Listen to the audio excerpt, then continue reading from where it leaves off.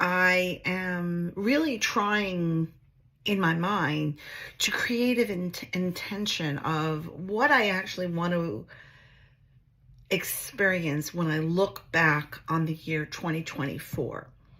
So I actually am thinking at this in December of 2024, and I look back through the year, what do I actually want to be feeling?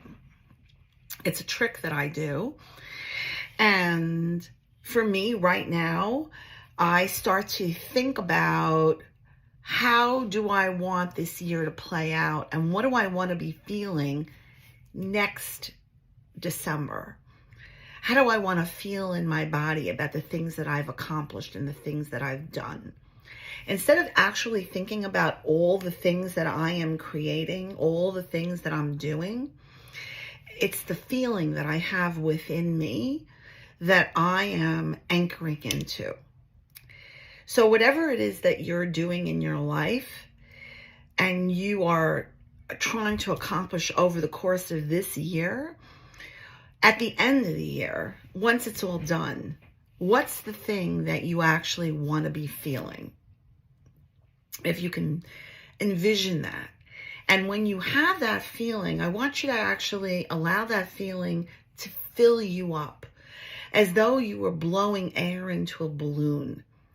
Blow more and more of that energy into your body to the point that you can feel it all through you. And then when you've done that, here comes the hard part, if that wasn't hard. Let go of the control.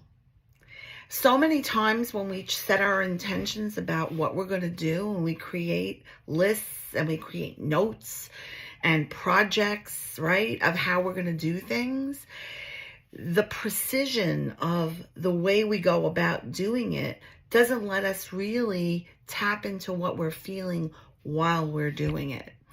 And sometimes we start something with this grand intention, and then as we're doing it, it just doesn't feel right, or the momentum of the project seems to dwindle. And then our passion about the project isn't there. And so that energy that we once had is dissipated. And then what we're creating isn't as vibrant, isn't as passionate. So we regroup, right? And we try a different approach, which is why it is so important to remember, how do you actually want to be feeling? Not the process of how we're going to achieve it. A lot of people focus on the process.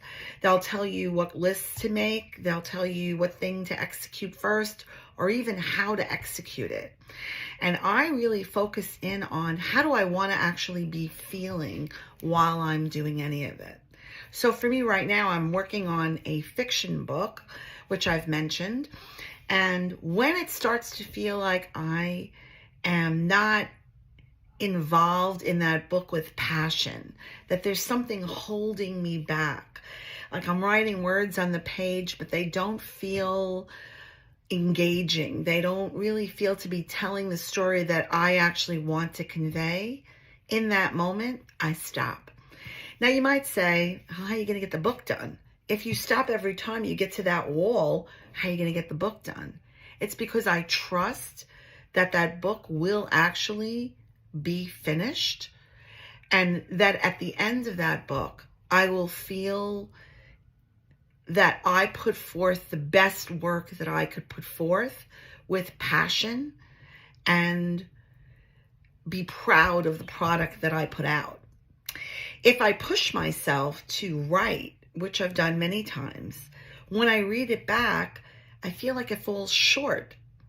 And it happens like that whether I am writing a book, or if I'm creating an oracle deck, or if I'm even talking to a client. Once it starts to feel rudimentary to me, and I don't really feel like I am in the moment, in the now moment, then I am not executing with all my heart and my soul. So always be present to what you're feeling. And if you're not feeling connected to the thing you're doing, even though you created this intention, this great way of doing it, regroup, stop for a second, and find another way to pursue that same thing with a way that feels organically aligned with who you are and how you want to feel. That's a trick that I use all the time when I'm working on a project. I hope this helps.